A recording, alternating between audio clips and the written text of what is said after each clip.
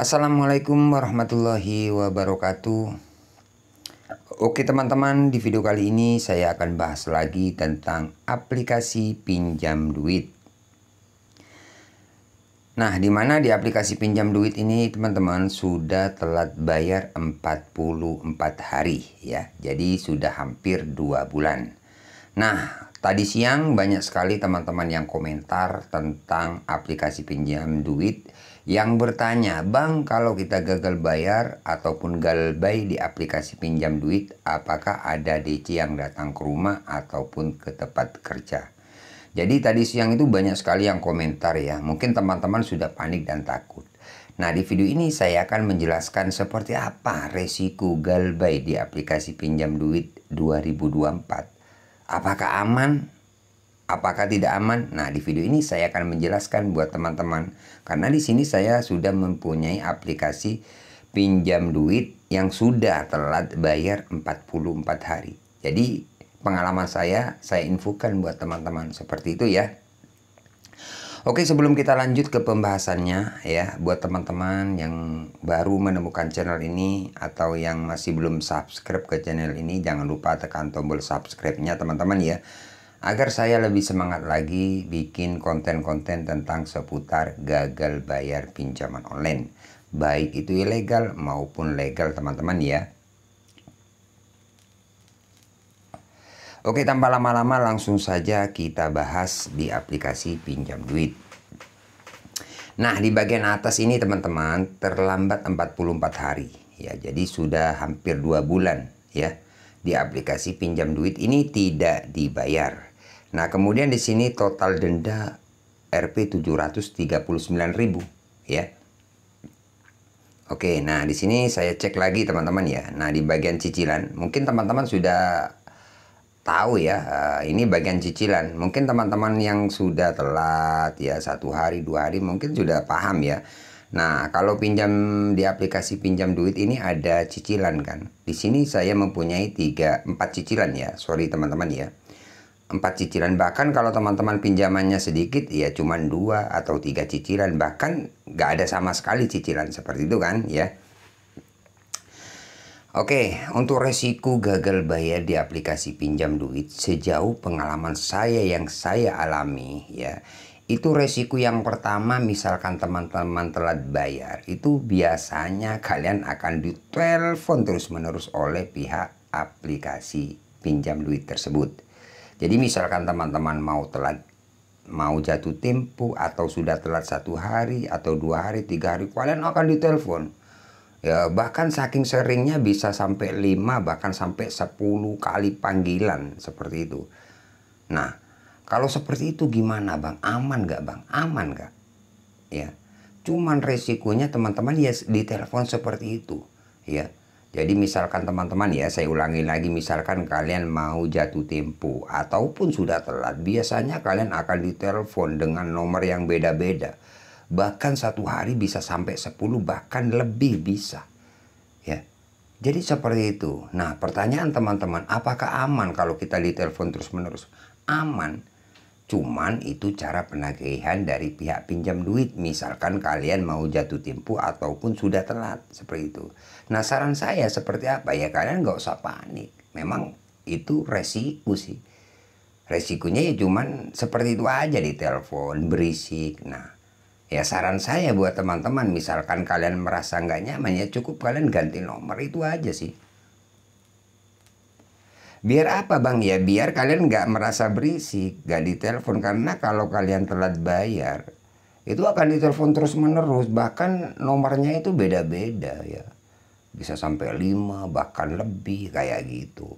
Tapi tenang aja, nggak usah takut. Itu sudah biasa kalau kalian telat bayar gitu. Kalau kalian merasa nggak nyaman, kalian ganti nomor. Itu aja sih saran saya teman-teman. Ya.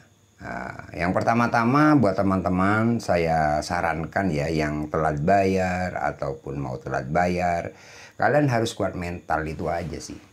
Ya, jadi kalau kalian nggak kuat mental, harus belajar kuat mental dari telat bayar itu gitu loh. Ya, jadi belajar kuat mental ya, seperti itu teman-teman ya intinya. Kalau kalian memang nggak kuat mental ya kalian ganti nomor aja. Tapi kondar kalian akan dihubungi seperti itu. Nah, kalau konter sudah pasti, kalau kalian telat bayar pasti dihubungi ya, nggak ada alasan apapun, kalau kalian nggak bayar pasti dihubungi, seperti itu teman-teman ya.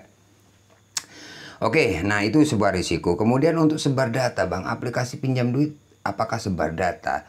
Ya dari sepengalaman saya teman-teman ya, kalau masalah sebar data itu nggak ada sih sebenarnya. Cuman ya teman-teman aja yang ketakutan, takut disebar data. Karena apa ya? Karena kalian merasa bersalah, nggak membayar. Punya hutang nggak membayar. Kemudian kalian takut ya, pemikiran kalian takut sendiri, takut data saya disebar, seperti itu. Sebenarnya enggak sih ya. Karena dari pengalaman saya nggak ada sih untuk sebar data, nggak ada. Kalau menghubungi di luar Kondar biasanya memang ada sih. Kalaupun ada ya mungkin 1 orang atau 2 orang, itu batas wajar lah teman-teman. Jadi seperti itu resikonya teman-teman. Jadi teman-teman harus siap untuk menanggung resikonya seperti itu. Kalaupun ada itu, tapi kebanyakan nggak ada menghubungi di luar Kondar ya. Kalaupun ada ya mungkin 1 orang atau 2 orang, itu pun kalau ada, seperti itu ya. Jadi seperti itu untuk resiko telat bayar ataupun gagal bayar di aplikasi pinjam duit tahun 2024 ya. Kemudian untuk DC teman-teman ya, Bang, kalau kita gagal bayar di aplikasi pinjam duit, apakah DC datang ke tempat kerja atau ke rumah? Jawabannya enggak ya. Enggak ada. Cuman kalau kalian telat bayar sama ya, pastinya kalian di WA DC mau datang, DC mau ke tempat kerja kayak gitu. Itu nakut-nakuti juga. Makanya saya bilang kalian harus kuat mental, belajar kuat mental. Kalau kalian nggak kuat mental ya kalian ganti nomor. Biar apa? Biar kalian nggak dapat WA seperti itu. Nah itu sebuah resiko teman-teman.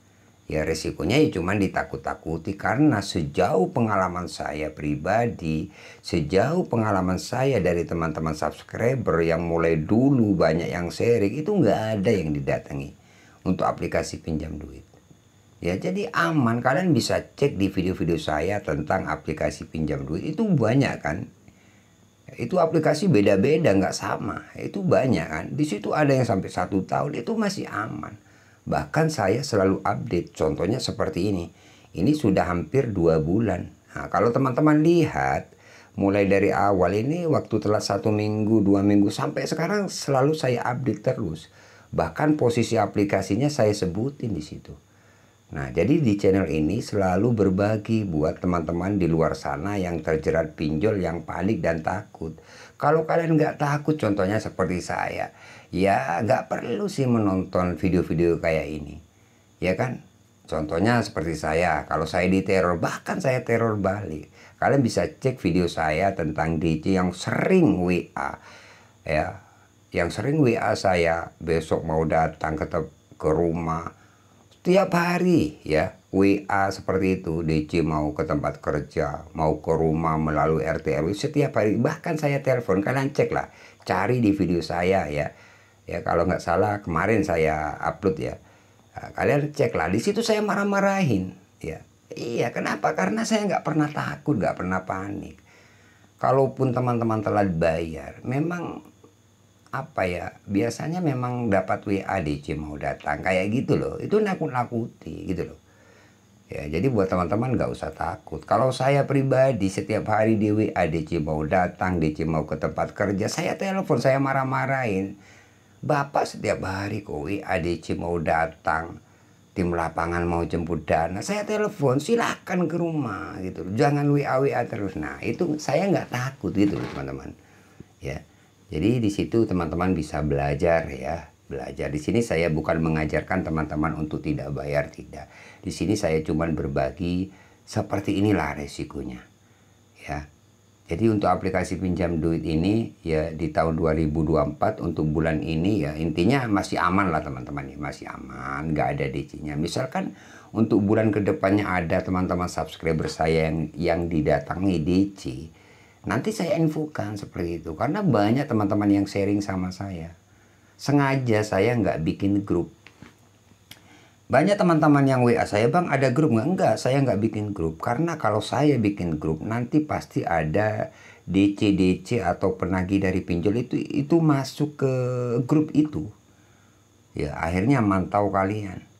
Karena saya nggak tahu kalau ini DC ikut juga, kirain apa ya, kirain itu nggak apa telat bayar juga atau nasabah.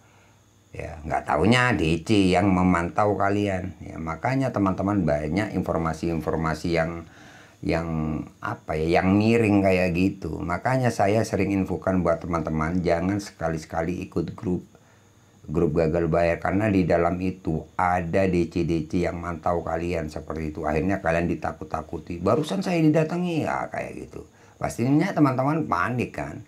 Itu teman-teman ya. Jadi seperti itulah untuk risiko gagal bayar di aplikasi pinjam duit ya, ataupun gagal bayar di aplikasi pinjam duit 2024. Misalkan di bulan depan, di bulannya lagi ada DC-nya, nanti saya infokan. Makanya buat teman-teman jangan lupa subscribe ke channel ini agar teman-teman tidak ketinggalan info terbaru dari channel Markas Pinjol teman-teman ya.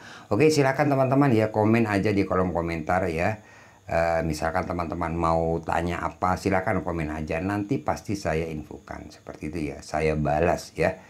Oke, terima kasih, semoga video ini bermanfaat ya. Tunggu video-video selanjutnya dari channel saya. Saya akhiri untuk video kali ini. Assalamualaikum warahmatullahi wabarakatuh.